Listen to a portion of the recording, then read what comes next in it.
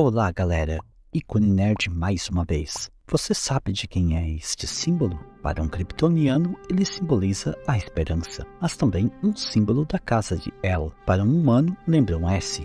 Outros diriam que se parece com uma cobra. Em 2023 se comemoram os 85 anos desse personagem. Foi em 1938, com o lançamento da Action Comics número 1, que surgiu o Superman. Como vimos no roteiro 01, os símbolos são usados para ocultar algo, para mascarar a realidade. Seja bem-vindo ao roteiro 18, assim em Krypton como na Terra. Olá, kryptoniano viajante.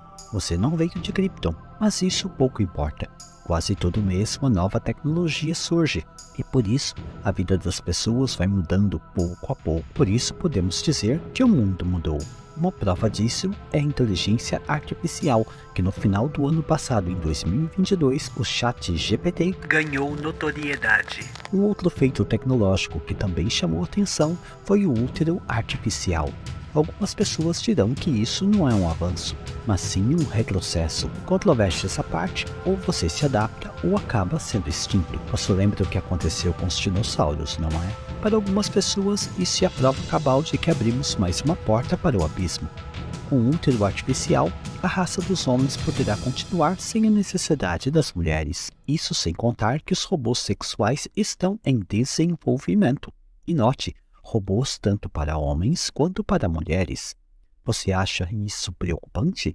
Você percebeu que isso já foi visto antes, não é? Vou dar uma dica: nos filmes e séries. De uma maneira sutil, essa questão das mulheres não gerarem mais seus filhos foi abordado no filme do Superman em 6131.0. Sim, o filme do Superman de Zack Snyder. Nesse filme é mostrado como as crianças de Krypton nasciam. Bem, não nasciam, eram fabricadas. Para isso, eles usavam o Codex, que curiosamente era uma caveira. Seria um lembrete de que todos morrem um dia, ou dizendo que da morte surge a vida. Todos os indivíduos eram engendrados pela inteligência artificial, de acordo com o que a sociedade kryptoniana necessitava. Curiosamente, em Matrix, algo parecido foi mostrado anos antes, os campos onde os seres humanos eram cultivados. Mas voltando ao filme de Superman, os pais de Kal-El optaram por gerarem um filho à moda antiga, ou seja, através do sexo, com o objetivo de reproduzir sua descendência, o qual é feito biologicamente entre o macho e a fêmea. E assim nasceu Kal-El, aquele que seria conhecido como o último filho de Krypton. E nós já sabemos como essa história termina. Krypton é destruído e Kal-El é enviado para a Terra. Assim como em Krypton,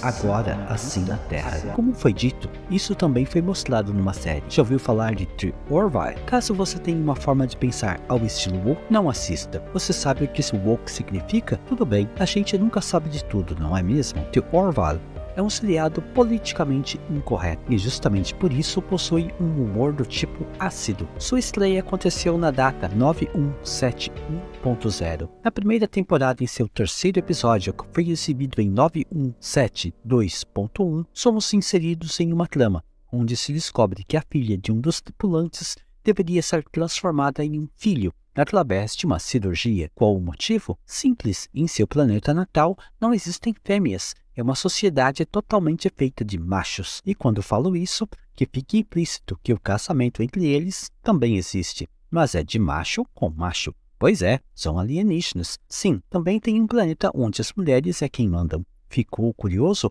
Fica a dica para você assistir. E você já sabe, sua inscrição e o seu like nos ajudem muito a continuarmos. Já se inscreveu? Já curtiu? Bem, a equipe Ícone Nerd agradece. Vamos continuar. Curiosamente, agora em nosso mundo também surge o útero artificial. Eles também dizem que podem editar os genes das crianças.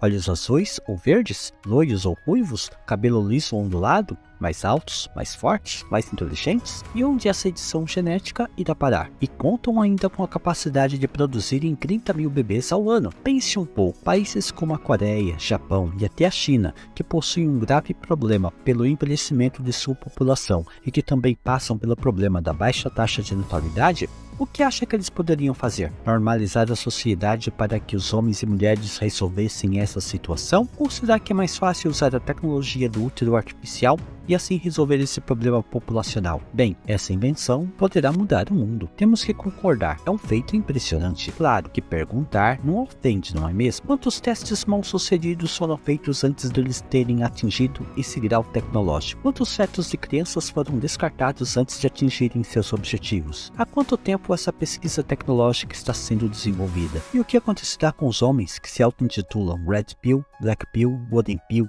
Blue Pill ou Outlier? Quando não conseguirem uma esposa que atenda a seus padrões, recorrerão ao útero artificial? Com essa nova tecnologia, as mulheres mudarão seu comportamento? Ou as mulheres usarão o útero artificial para gerarem filhos sem a necessidade de ficarem grávidas? Essas 30 mil crianças que podem ser geradas por ano serão criadas por quem? Quem elas chamarão de pai e mãe? Elas serão leais a quem? Quem elas aprenderão a amar? Aprenderão a ter empatia pelo seu semelhante? Agora pense. Imagine se um certo ditador da Alemanha na época da Segunda Guerra Mundial tivesse tido tal tecnologia. Como será que aquele conflito teria terminado? Já imaginou o que futuros ditadores podem fazer? Vimos isso nas guerras clônicas de Star Wars. Uma coisa certa, algumas dessas perguntas serão respondidas, já outras com certeza serão ignoradas. Afinal de contas, varrer algo para debaixo do tapete é mais cômodo. Vale dizer que na mitologia do seriado Star Trek, a série clássica, essa questão da eugenia também foi abordada. No episódio em que o ator Ricardo Montalbán deu vida ao